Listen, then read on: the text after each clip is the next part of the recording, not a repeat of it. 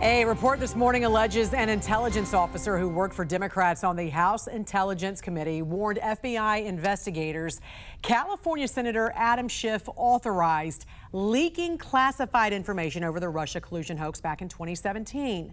Well, joining us this morning to discuss this latest headline in that collusion conspiracy scandal is former FBI special agent in charge, Jody Weis. Jody, good morning to you.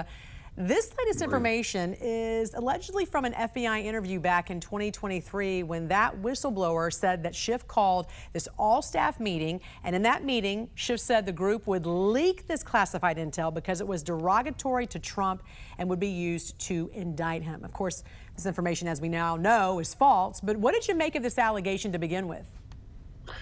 You know, Jan, I feel like I'm in another chapter of a Robert Grisham novel. If this is true, this is absolutely shocking. Leaking information is a crime, no doubt about it. Leaking information with the intent to smear a president, with the intent to perhaps indict a president, that should terrify every American in this country, regardless of party.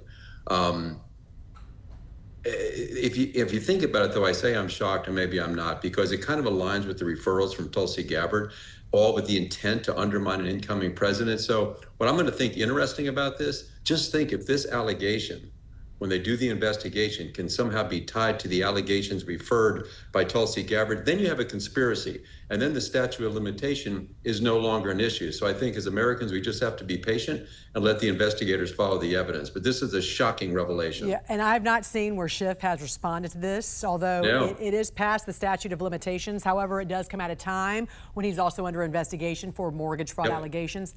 Timing, not good for him. Speaking of timing, though, last week FBI Director Kash Patel fired several senior bureau members, including the former acting FBI director. But you say these firings were long overdue. Yeah, I think a lot of people thought these were going to happen right away. You have to keep in mind, to move a member of the senior executive staff, the director will have to wait 120 days. You just have to do that. But when you look at some of these people, you know, some of them just had to go. Now, there may be smart people that will disagree. Some will say this is going to be the demise of the Bureau, losing all this incredible talent. To those people, I say absolute nonsense. Got to keep in mind, most of these individuals were probably eligible to retire. And there's a quote from Winston Churchill who said, "The graveyard is full of indispensable men." But what we saw going on in the Bureau for the past 10 years, Jan, it cannot happen again. Politicalization of the FBI cannot happen. And for change, you have to have a team that first recognizes there are a need for change. And I'd be willing to bet most of these people fired thought everything was just fine. And then once you get that team in place, they have to be willing to commit to make that change.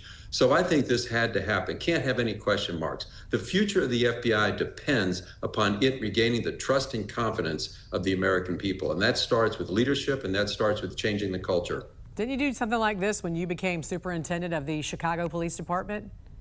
Yeah, that was pretty controversial. When I got there, I talked to a lot of people. I read a lot of reports, and I just felt like I had to make a change. So about 1 month in, I moved 21 of the exempt personnel out. And just to make a clear message, actions of the past are no longer acceptable.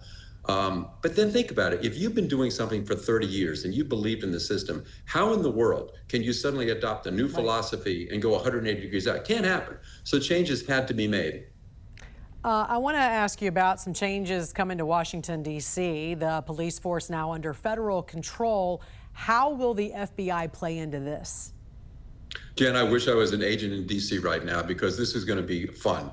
For 30 days at least, they'll be running task forces. They'll team with the MPD. They'll be going after fugitives, all the hot spots, some of the open-air drug marketing. They're going to make criminals' lives in D.C. miserable, and hopefully that'll have a change. But the big problem, is Judge Jeanine Pirro brought up, is the juvenile crime. The laws need to change. If you've got a 14, 15-year-old that's killing people and you can't charge them as an adult, that's a big problem. So who knows how this may play out in the end? Maybe home rule will go away. But I think it's going to be an exciting time for law enforcement in D.C. because the handcuffs are going to be taken off, and they're going to be pushed very hard to put an end to this crime, which is just outrageous in the nation's capital. Former Superintendent, Chicago PD, and retired special agent in charge at the FBI, Jody Weis. Thanks for joining us this morning. We appreciate it. Thank you, Jan.